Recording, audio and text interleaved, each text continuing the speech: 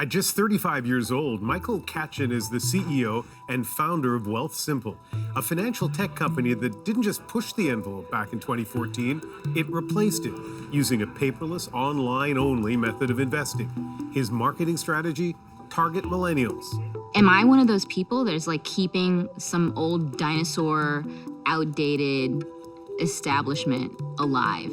Wealthsimple's approach started to get a lot of attention. Wealthsimple is an example of fintech innovation at its finest. The success of this business has turned heads all over the world. Now, nearly a decade later, Wealthsimple has more than 3 million clients and manages more than $20 billion in assets.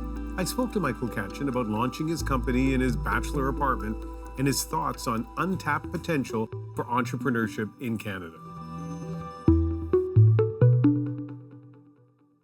As you look around here, just think back to the 18-year-old version of you. Could you ever have imagined all of this? Not in my wildest dreams. It's been an incredible 8 years since we launched the company, but we're just getting started. So let's talk about your journey to here.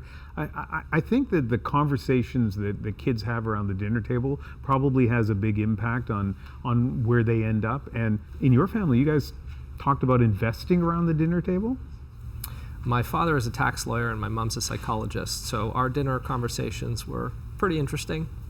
Talk about tax deals and, empathy and high EQ and those sorts of well-rounded components to being a human being. So I was very lucky that I was introduced to the world of investing at a very young age. At 12 years old, my sister entered me into this stock picking contest for charity. And whoever had the highest balance at the end of 8 weeks won the grand prize ski vacation to Whistler. And so my dad entered under his name, but let me pick the stocks for his entry into this contest. We opened up the newspaper one Saturday morning, because that's how you would do stock research way back in the day. And he asked me to pick a set of symbols that looked interesting to me and taught me how to do some research. So at 12 years old, I bet the farm on one stock. It's a company called MGI Software. And over the course of 8 weeks, it was up 250%. I blew away the competition. And I had the opportunity to take my dad skiing for a week in Whistler. Thought I was the coolest 12-year-old kid around. And what's it like to take your dad on a ski vacation when you're 12 years old? Oh, it was pretty awesome. It was pretty awesome. I remember, I think he was probably more proud than me. And so it was just a very cool father-son experience to have. I was lucky because I had this experience, fell in love with investing, and for my bar mitzvah that year, I was gifted a couple shares in MGI Software. And it taught me a very painful and important lesson about investing, because what happened in 1999 to companies that had software in their names or .com in their names, when the tech bubble burst, many of them went to zero. And my bar mitzvah savings evaporated in front of my eyes. It's interesting and I think significant that we talk about a bar mitzvah present, because when I was reading about you talk about your faith. You talk about how your faith is something which has an impact on your worldview and maybe your approach to business. Tell me about that. I grew up in the Jewish community, grew up with a lot of Holocaust survivors. My grandmother, who was not a Holocaust survivor, was a particular influence on me. I moved over from Poland as a kid. Family of 7 that had absolutely nothing to their names, and she built a life for herself here in Canada and made an enormous impact on me. And I remember that the thing she would always tell me growing up is that the only thing that matters in life is a good name, because when you die, it's the only thing you take with you. And I remember in particular one story where when I was just in grade 7 or 8, I won this award, which at the time was called the Mensch of the Year Award. And Mensch is a Yiddish word for being a good person. And just seeing the pride on her face at winning that award is one of the most special memories and proudest moments of my entire life. And I think that made a pretty lasting impression on the kind of leader and person I try to be. And so let's fast forward to getting out of university. You went to business school. And then what happened after that led to you being here? So I went to the Ivy Business School and was fortunate that I had the opportunity to move down to San Francisco, where a few friends had started a company. I joined them. It was a classic startup, house in San Francisco. We were working out of it, living out of it. We built that business over a number of years and ultimately sold it. You may be tired of people mentioning your age. I hope it's okay if I say you're Sure. 35. I'm 35. So 7 or 8 years ago, as you were launching this company, you were that much younger. People could do Had a lot math. more hair. Yeah. It must have been tough to be young and trying to get into this industry and offer a product that was maybe seemed unusual at the time. When I moved back from San Francisco to Toronto, we raised a small round of capital from some very early believers in the business, and were able to put that together pretty quickly. But there were scrappy days. The first office for Wealthsimple was my apartment.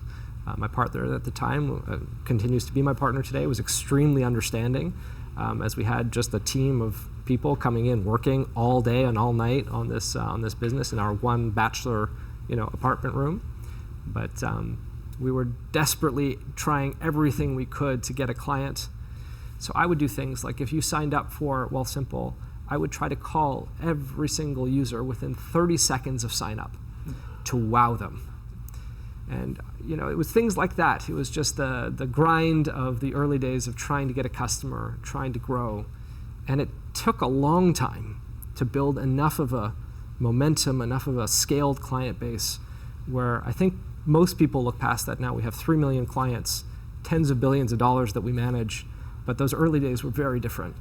And so let's talk a little bit about the San Francisco years, Silicon Valley. It attracts entrepreneurs from around the world. Do you miss it? In many ways. I mean, my experience living in San Francisco left a very indelible impact on me as an entrepreneur. Canadians, I love Canada. I'm a Canadian through and through, a deeply proud Canadian. It's why I moved back to build the business here and not stay in San Francisco. But, there is a mindset in San Francisco that is just contagious optimism about, let's go, there's a problem in the world, let's go invent the future that we want to live in. Let's build a company to solve real problems. And a lot of it's naive, a lot of it's way up in the sky, and you could criticize it in many different ways. But there is something incredible, because truly the very best companies get built with this almost naive optimism, naive ambition about imagining the world as it could be and looking past the problems or the things that couldn't get in the way of making that possible, and just running through those brick walls and making it happen. And I think Canada needs more of that. And so when I moved back, I made the deliberate choice. I wanted to build a business in Canada. I wanted to do what I could to import as much of that Silicon Valley mindset and entrepreneurship culture into the Canadian psyche. Part of winning is making trade-offs and choosing what are the bets where Canada has a right to be the number one player in the world. What are those? Is that in resource, entrepreneurship? Is it in software and machine learning and artificial intelligence, which we had a very early lead? Some of the foremost experts in the field are Canadian, and it's now coming of age as a field. So we need to pick our spots, and we need to build a density of talent, put the capital up to really make something special happen. And in terms of inspiring people, if somebody is watching this now who, a teenager, for example, they're not really sure, they want to be successful, but they don't know how to get to that level of success. What advice do you have for them? So I hate most career advice. Why is that? What do you hate about it? Well, I found that I could never relate. Most career advice goes something like, discover your passions and pursue them to their fullest. I found that too daunting. When I was growing up, I had a myriad of interests. I had no idea what I wanted to do. And just this idea of finding the one thing you've got to commit your life to, I thought was just overwhelming. I had no idea what to do with it. And what I have found is choose people over passions.